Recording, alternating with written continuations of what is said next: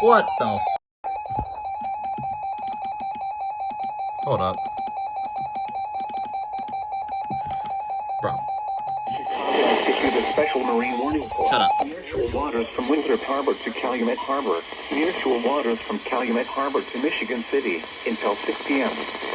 At 4:50 p.m., gale force winds to 45 knots were being observed along the Lake Michigan shoreline.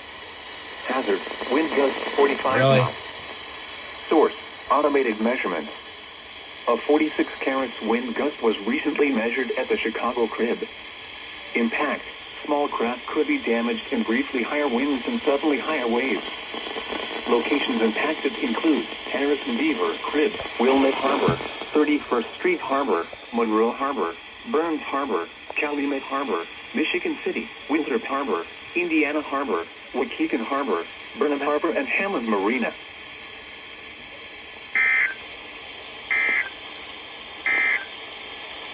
Here is the forecast. Random special marine warnings at its finest.